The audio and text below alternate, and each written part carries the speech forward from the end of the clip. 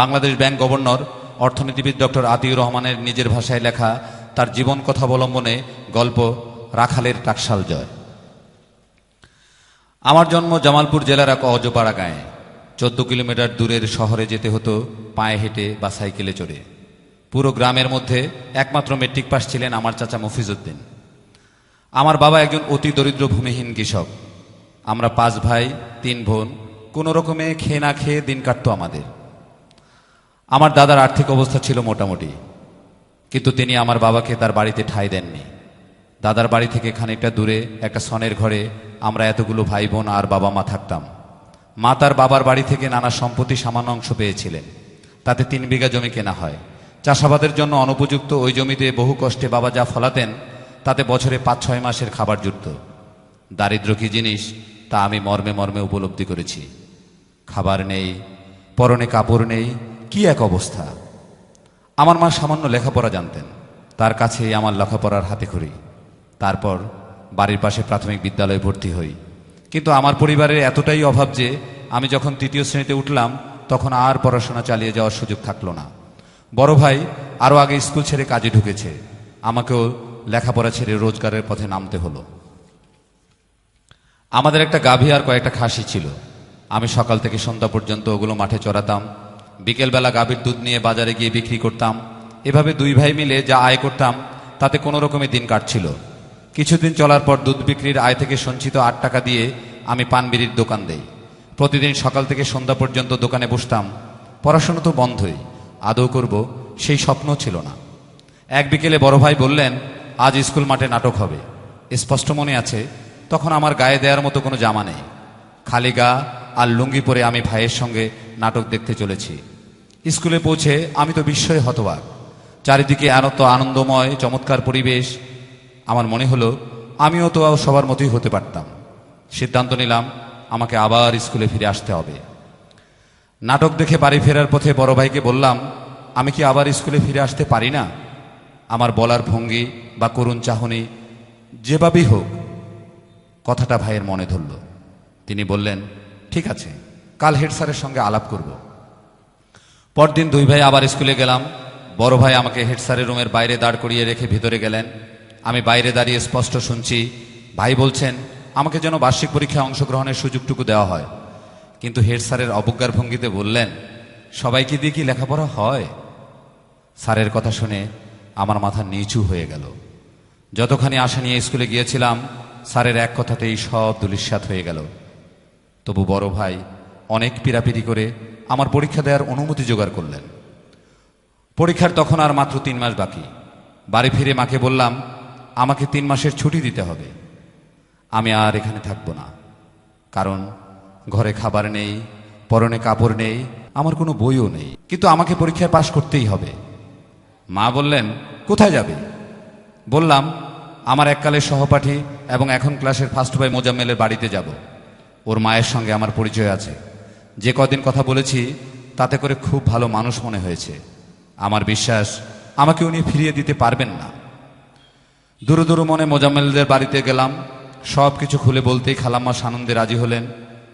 আমার খাবার আর আশ্রয় জুটল। শুরু হলো নতুন জীবন। নতুন করে পড়াশোনা শুরু করলাম। স্যারের সেই অবজ্ঞাসূচক কথা মনে পড়ে, জেদ কাজ করে মনে, আরও ভালো করে পড়াশোনা করি। যথাসময়ে পরীক্ষা শুরু হলো। আমি এক একটা পরীক্ষা শেষ করছি আর ক্রমেই যেন উজ্জীবিত হচ্ছি। আমার আত্মবিশ্বাসও বেড়ে যাচ্ছে। ফল প্রকাশের দিন আমি স্কুলে গিয়ে প্রথম সারিতে বসলাম।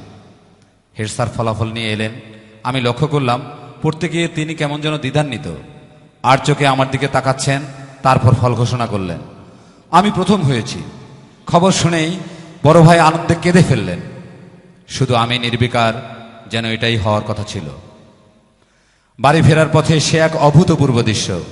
আমি আর আমার ভাই গর্বিত ভঙ্গিতে হেঁটে আসছি, আর পেছনে একদল ছেলে মেয়ে আমাকে নিয়ে হইচই করছে, স্লোগান দিচ্ছে।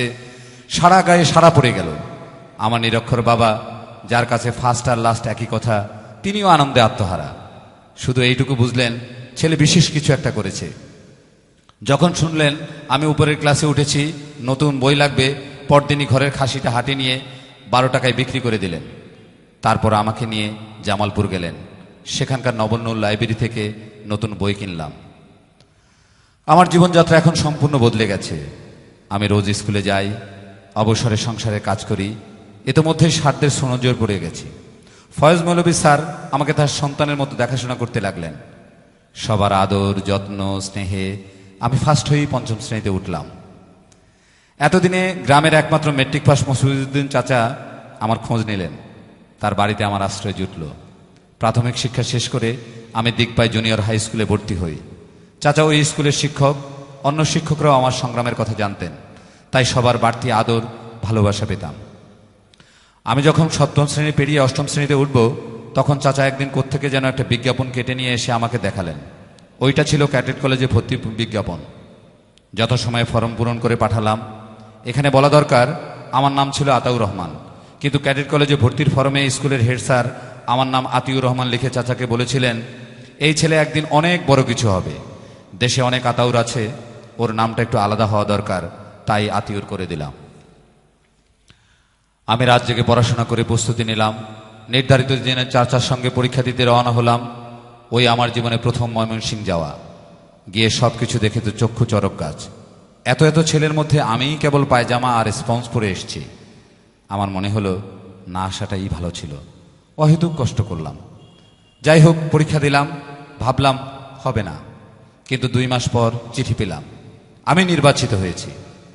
এখন চূড়ান্ত পরীক্ষার জন্য ঢাকা ক্যান্টনমেন্টে যেতে হবে। সবাই খুব খুশি, কেবল আমিই হতাশ। আমার একটা প্যান্ট নেই যেটা পরে যাব। শেষে স্কুলে কেরানি কানাইলাল বিশ্বাসের ফুল প্যান্টটা ধার করলাম, আর একটা শার্ট জোগাড় হলো।